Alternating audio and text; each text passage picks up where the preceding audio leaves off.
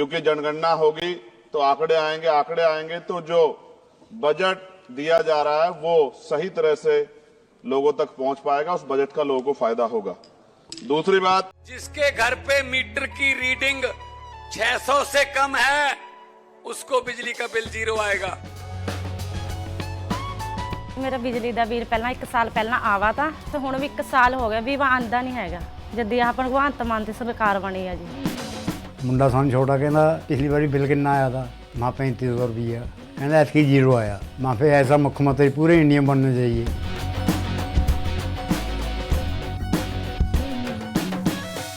दूसरी बात, अयोध्या में 3 दिन तक पुलिस ने कार्रवाई नहीं की, इसका खामियाजा एक बेटी को अन्याय के रूप में उठाना पड़ा और मुख्यमंत्री जी यहां खड़े होकर राजनीतिक स्पीच में उस बेटी के अपमान का तमाशा बना रहे थे। ये बहुत दुखदाई है।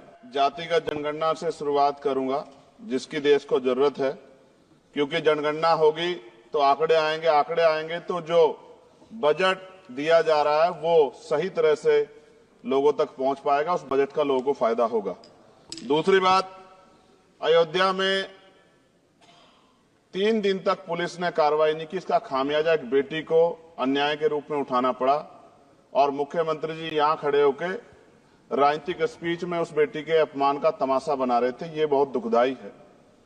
साथ साथ कुंभ में जिनकी जान गई उनको मैं श्रद्धांजलि देता हूं और मुख्यमंत्री जी को आपके माध्यम से कहता हूं कि वो सूची दे दे तो मुआवजा सब लोगों तक पहुंच जाए। बहुत अच्छी बात है। एक आईना सर मुझे दिखाना है देश भर की सरकारों को। यहीं बागपत के एक बच्चे ने न्याय नहीं मिला सर, आत्महत्या कर ली पार्लियामेंट के सामने, जितेंद्र ने। परभनी में बाबा साहब अम्बेडकर की स्टैचू तोड़ी गई सर, वहां सोमनाथ सूर्यवंशी को पुलिस ने मार दिया सर। यहां पंजाब में सर, अमृतसर में बाबा साहब अम्बेडकर की प्रतिमा पे किस तरह का अपमान किया गया।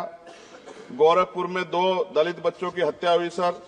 सूरत में एक दलित बच्ची को फीस ना चुका कारण अपमानित किया गया, उसने सुसाइड कर लिया सर। झुंझुनू में राजस्थान में एक बच्चे की पिटाई की गई मटकी छूने पे सर दोबारा। कठुआ जम्मू में सर एक नाबालिग बच्ची का सामूहिक बलात्कार किया गया सर।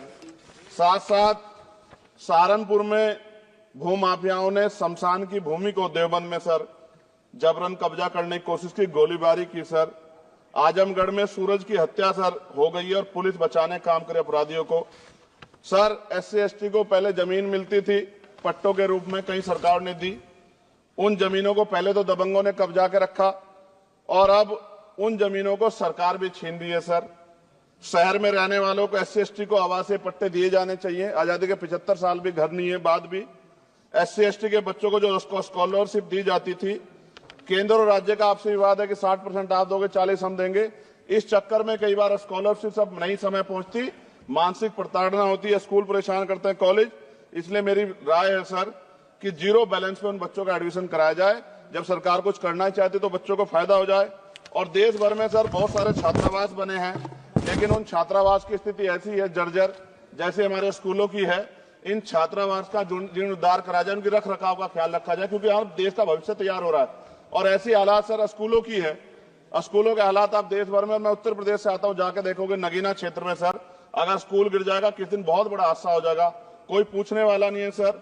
बात OBC समुदाय की जाए सर, OBC समुदाय को वक्त आ गया है कि विधानसभा और लोकसभा में आरक्षण जो है सर मिलना चाहिए, जो उनकी पर्याप्त संख्या यहाँ लोकसभा में और सभी स्टेटों की विधानसभा में आ पाए, जो सामाजिक समानता की दिशा में जरूरी कदम है। OBC को भी SC/ST की तरह सर प्रमोशन रिजर्वेशन मिले। OBC आरक्षण में जोड़ा गया सर असंवैधानिक है, क्रीमी लेयर उसको खत्म किया जाए। सरकारी स्वायत्त संस्थानों में भी सरकारी विभागों के समतुल्य पदों को चिन्हित किया जाए तथा उनकी समतुल्यता स्थापित की जाए, ताकि इन संस्थानों में कार्यरत OBC कर्मचारियों के बच्चों को भी आरक्षण का लाभ मिल जाए। सर पत्रकार सुरक्षित नहीं है। पत्रकार मुकेश चंद्राकर की सर भ्रष्टाचार के खिलाफ आवाज उठाने पर हत्या की गई सर। कौन पत्रकार ईमानदार से पत्रकारिता करेगा। किसानों को MSP की कोई लीगल गारंटी नहीं। एक बड़े किसान है दल्लेवाल जी, 69 दिन से सर जीवन और मौत के बीच आमरण अनशन पे है। क्या अब तक किसी दिन उनकी जान चल जाए, सरकार को संज्ञान लेना चाहिए।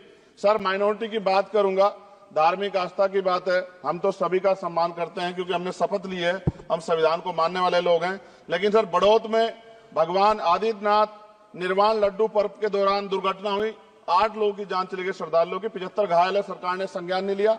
अयोध्या की तरह उनको मुआवजा दे देते तो उनके मन में भी जो माइनॉरिटी है पीड़ा जो है वो खत्म हो जाती।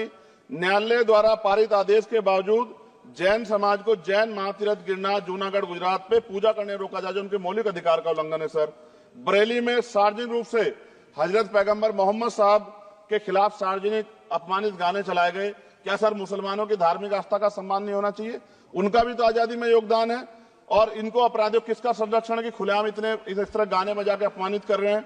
संभल की हिंसा में सर 74 लोगों की गिरफ्तारी हुई है और वहां के मुस्लिम डर के साए में है। सरकार बेगुनाहों की गिरफ्तारी बंद करे। महाराष्ट्र में सर चंद्रपुर जिला पड़ता है, मैं अभी गया था, तालुका चिमूर में ताडोबा फॉरेस्ट में संगरामगिरी पहाड़ पर बौद्ध स्थल है सर, बहुत पुराना। वहां बौद्ध भिक्षु को सरकार बिजली नहीं देती, रास्ता नहीं देती और इतनी बुरी हालात में उनकी धार्मिक आस्था क्या है सर? तथागत बुद्ध की ज्ञान स्थली होने के कारण बोध गया में बौद्ध धर्म के अनुयायियों के लिए जो बहुत महत्वपूर्ण स्थल है सर, इस स्थल पर अवैध कब्जा हटवाकर बौद्ध धर्म के अनुयायियों को सौंपा जाए। उनमें बड़ी चिंता, देश विदेश से लोग आते हैं, तो यहाँ हमारे देश की छवि भी खराब हो रही है। और अभी 12 फरवरी को सदगुरु रविदास जी महाराज की जयंती है और 14 अप्रैल को बाबा साहब अम्बेडकर की, 11 अप्रैल को राष्ट्रपिता ज्योतिबा फुले। इनको मानने वाले लोग नए कार्यक्रम करना चाहते हैं। अभी जिस विचार की सरकार है सर, वो तो कोई कार्यक्रम कर लें, लेकिन अगर ये कार्यक्रम करना चाहते हैं तो इनको कोई छूट नहीं है और नई परमिशन नहीं मिल रही। खत्म करूंगा सर, अंत में थोड़ा सा और रह गया सर, इसको खत्म करूंगा। लेकिन सर मैं जानना चाहता हूं, क्या सरकारी पैसे पे एक ही धर्म का अधिकार है? दूसरे धर्म के धार्मिक आयोजनों पे अभी कुंभ में 7,500 करोड़ रुपए खर्च किया आपने। आप रविदास जयंती पे कितना खर्च करेंगे? आप 14 अप्रैल को डॉक्टर बाबा साहब अम्बेडकर जिनकी जय जयकार होती है उन पे कितना खर्च करेंगे? और उनके विचारों को आगे बढ़ाने के लिए आप क्या सहयोग करेंगे? ये सवाल बहुत बड़ा है। और अंत में सर मुझे आपसे, आपके माध्यम से सरकारों को कहना है सर, क्या इस देश से दलितों, मुसलमानों, पिछड़ों, आदिवासियों को निकाल देना चाहती है सरकार? जिस तरह से उनके अधिकारों को, स्कॉलरशिप को, उनकी पढ़ाई को, हेल्थ सिस्टम में कोई पैसा नहीं खर्च हो रहा है, क्या उनको निकाल के इस देश को ऐसा देश बनाना चाहते हैं जहां कुछ ही धर्म के लोग रहेंगे?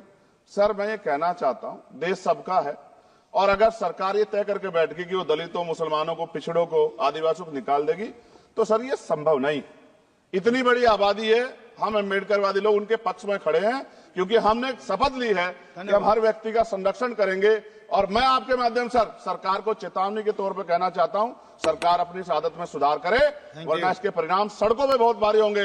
अगर मुसलमानों को, दलितों को आप लोग निकालने के बारे में सोचोगे और उनकी धार्मिक आस्था का अपमान करोगे तो ये हम लोग किसी कीमत पे बर्दाश्त नहीं करेंगे। मैं आपका धन्यवाद करूंगा सर, लेकिन साथ साथ मैं ये भी कहूंगा सर, और सर खत्म कर रहा हूं सर, 10 सेकंड में खत्म कर रहा हूं सर, आप आदेश करेंगे तो खत्म कर दूंगा। खत्म कर दीजिए, एक सेंटेंस बोलिए। 10 सेकंड में खत्म कर दूं सर, एक सेंटेंस में 10 सेकंड भी आएगा, बोलिए। सर मैं बस ये कहना चाहता हूं कि सरकार सभी का ध्यान रखे और उनमें भी गरीबों का ज्यादा ध्यान रखे, क्योंकि सर अभी जेब कटाई हुई, 2800 रुपए का टिकट है सर इलाहाबाद का, 56,000 रुपए का था सर। मैंने मंत्री जी से कहा, तब जाके उन्होंने संज्ञान लिया, तब आधे रेट हुए। इसलिए कह रहा हूं, धर्म के नाम पे धंधा और लूट नहीं होनी चाहिए सर, इसकी जिम्मेदारी सरकार की।